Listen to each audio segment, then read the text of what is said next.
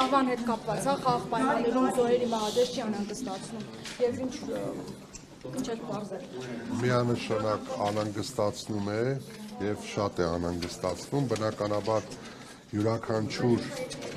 հանցագործության դեպք եւ առավել եւս զինծառայողի մահվան դեպք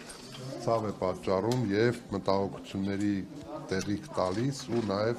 լրացուցիչ աշխատանքներ իրականացնելու անհրաժեշտության մասին խոսում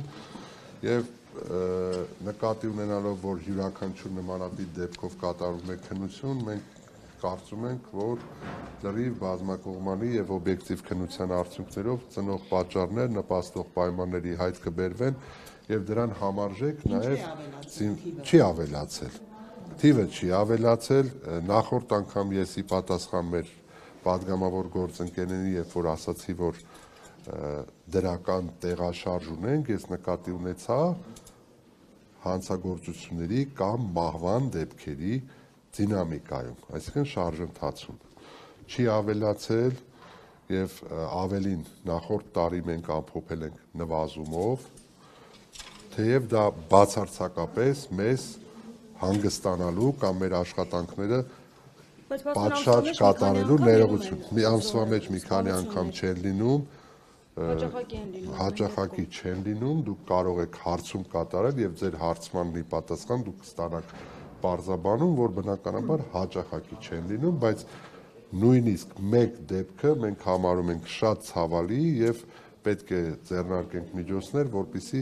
իսպար վերացնենք կամ առնվազն նվազագույնի հասցնենք։ Ես դեպքի հետ կապված որևէ հանգամանք չեմ կարող բարձրաձայնել, որովհետեւ քրեական վարույթ է նախաձեռնված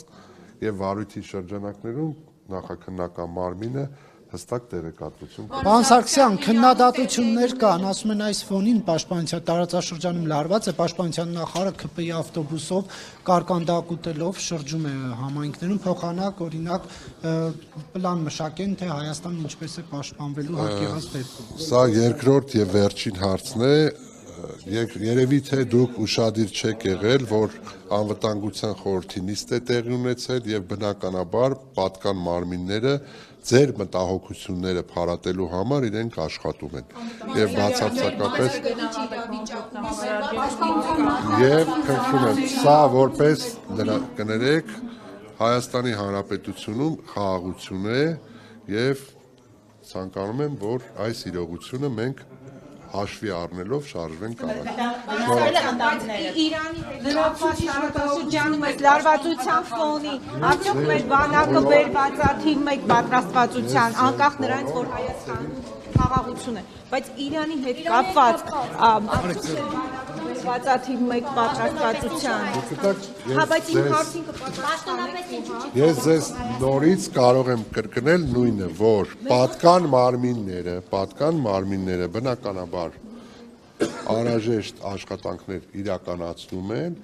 եւ Հայաստանի Հանրապետությունում արկա է խաղաղություն եւ խնդրում եմ այդ տրամաբանությամբ Իրանից ներթափանցման փորձեր կան։ իրողությունը գնահատել։ Իրանից քաղաքացիների ներթափանցման փորձեր կան։